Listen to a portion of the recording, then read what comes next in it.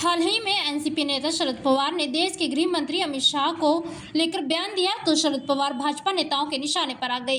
हरियाणा के परिवहन मंत्री असीम गोयल ने शरद पवार पर पलटवार करते हुए कहा कि शरद पवार की ये शब्दावली साबित करती है कि ये उनके सत्ता में न आने की फ्रस्ट्रेशन है। वहीं कांग्रेसी नेता विजेंद्र सिंह ने कहा था कि भाजपा जाति और धर्म की पार्टी है, जिस पर मंत्री असीम गोयल ने जुबानी हमला करते हुए कहा कि चौधरी विजेंद्र सिंह मौका परस्त नेता है। एनसीपी नेता शरद पवार ने हाल ही में कहा था कि जिसे कोर्ट ने तड़ी पार किया वो देश के गृह मंत्री हैं, जिसको लेकर हरियाणा राज्य परिवहन मंत्री असीम गोयल ने पलटवार करते हुए शरद पवार पर तीखा हमला बोला। असीम गोयल ने कहा कि ये शरद पवार की फ्रस्ट्रेशन है क्योंकि वो सत्ता में नहीं है। मंत्री असीम गोयल ने कहा कि शरद पवार उम्र और अनुभव के नाते वरिष्ठ नेता हैं। इस तरह की भाषा का इस्तेमाल वही कर सकते हैं जो राजनीति में इतने लीन हो, जिन्हें सामाजिक और इंसानी रिश्ते नहीं देखते हों।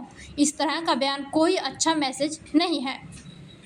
इसके साथ ही अंबाला में कुमारी सैलजा के नेतृत्व में जन संदेश यात्रा का आयोजन किया गया था, जिसमें पोस्टरों में कांग्रेस के स्थानीय सांसद वरुण मुलाना की फोटो तक भी नजर नहीं आई और न ही सांसद वरुण चौधरी कार्यक्रम में पहुंचे, जिसको लेकर मंत्री असीम गोयल ने चुटकी लेते हुए कहा कि कांग्रेस एक विचार की पार्टी नहीं है, ये तो व्यक्तियों का एक समूह है जो राजनीति की दुकान खोलकर बैठे हैं। सर, एनसीपी नेता ने शरद पवार ने कहा है कि कोर्ट ने जिसे तड़ी पार किया वो आज देश का गृह मंत्री है। पवार साहब उम्र के नाते भी और अनुभव के नाते भी इस देश के वरिष्ठतम नेताओं में से एक हैं और मेरा मानना है कि ऐसी जो भाषा का इस्तेमाल है वो केवल वही आदमी कर सकता है जो राजनीति के अंदर इतना लीन हो गया कि उसको एक इंसानी या सामाजिक रिश्ते नहीं दिखते। और ये कोई अच्छा मैसेज नहीं है। जो मेरा ये मानना है कि राजनीति के अंदर भी पीढ़ियाँ आती हैं, नई पीढ़ियाँ, नए लोग आते हैं और जो एक माइलस्टोन वो ऐसे बड़े लोग सेट करके जाते हैं तो उसी के फुटप्रिंट्स को नेता फॉलो भी करते हैं। तो ये जो शब्दावली है ये कहीं भी मान्य नहीं है और सरकार में ना आने की फ्रस्ट्रेशन इन शब्दों में जो है उनके झलकती है। चौधरी साहब जिनको कांग्रेस ने ट्रेजडी किंग बना के रखा, भारतीय जनता पार्टी ने जब उनको केंद्रीय मंत्री बनाया, उनकी धर्मपत्नी विधायक थी, उनका बेटा सांसद था, तब तो भाजपा जाति और धर्म की पार्टी नहीं थी।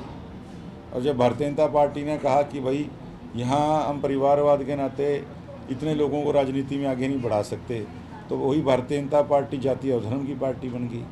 तो चौधरी वीरेंद्र सिंह मौका परस्त नेता हैं। मेरा ये मानना है कि आज जिस कांग्रेस को गालियां देके वो बीजेपी में आए थे, आज बीजेपी को गाली देके कांग्रेस में जाने का जो ना वो कभी आगे कांग्रेस में कामयाब हो पाएंगे, अपना दल बना लें तो उसमें भी कामयाब नहीं हो पाएंगे। देखिए, मैं तो जैसा शुरू से कहता हूँ कि कांग्रेस एक विचार की या पार्टी नहीं है, इनका संगठन ही नहीं है। ये तो व्यक्तियों का एक समूह है जो राजनीति की दुकानें खोल के बैठे हैं और किसकी दुकान में ज़्यादा माल होगा, किसकी दुकान में ज़्यादा सामान होगा, ये तो वो सेल लगाने वाले जिस तरह होते हैं कि भैया आपको आज मैं इतना डिस्काउंट करता हूँ, तो इस नाते दुकानें खोल के बैठे हैं और इनका कोई विचार के प्रति या समाज के प्रति कोई जिम्मेवारी नहीं है।